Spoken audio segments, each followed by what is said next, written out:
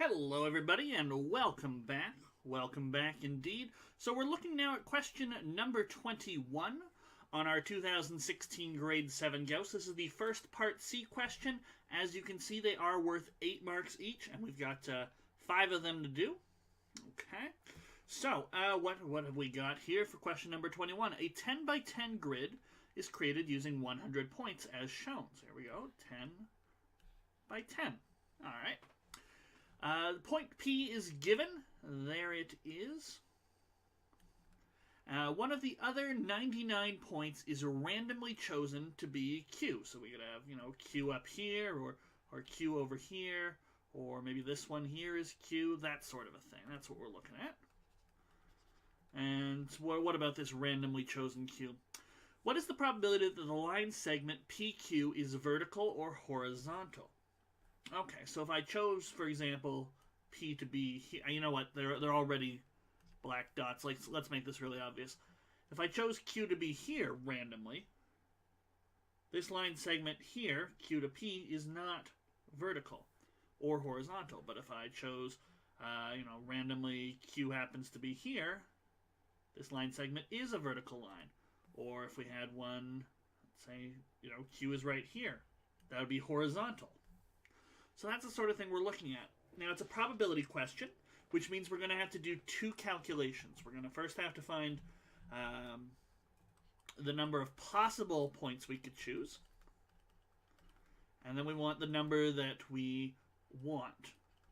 So specifically the ones that give PQ to be horizontal or vertical.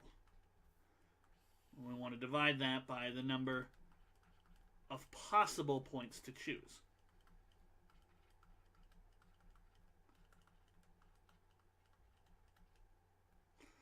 Okay, so this bottom number is quite often the easiest thing to calculate, and indeed, this is no exception. They even tell us there are 99 other points to choose from. Now, a quick glance here would tell me that, well, I've got a base of 25, 5, 10, 33, and 11. 99 is not going to stay as my denominator for very long. Okay, so there'll probably be some factor of 3 or 9, it looks like, on top. But 25 and 99, these can't be the same fraction. Same with the 1/5 and the 1/10. And if you realize that, and maybe you're running out of time, now you've narrowed it down to either A or E, because 11 and 99, 11 is a factor of 99, 33 is a factor of 99.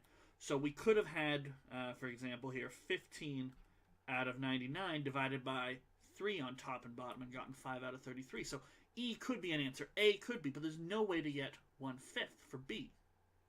Okay? So already I could just take a guess, A or E. And if you can narrow it down to 2 options, I always recommend guessing, but I wouldn't just guess out of the blue if I only had 5 options remaining for a Part C question. Remember, a blank question can be awarded 2 marks for free. All right, but we don't want to just guess. We want an actual answer here. So we want the number of points that give P or Q to be horizontal or vertical. Well, if I've got P here, horizontal lines are only going to come out on either side of Q on either side of P like this. I don't remember exactly where P was.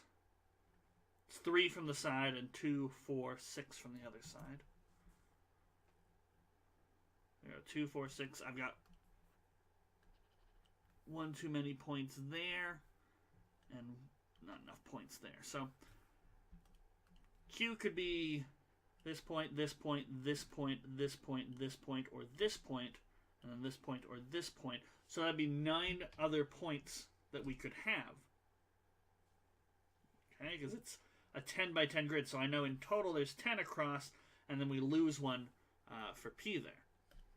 Okay, and those would just give me the horizontal lines. There's also the vertical ones. I think it was 2 down, and therefore 7 above.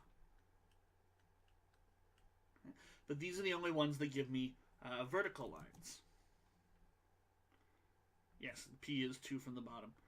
Okay, so only if we lie along this blue line, and only if Q is on this blue line, will we get a vertical line. And so now we can count, well, how many points are there? You're going to have a total of 10, but then, of course, you can't pick P again, so there's going to be 9 here.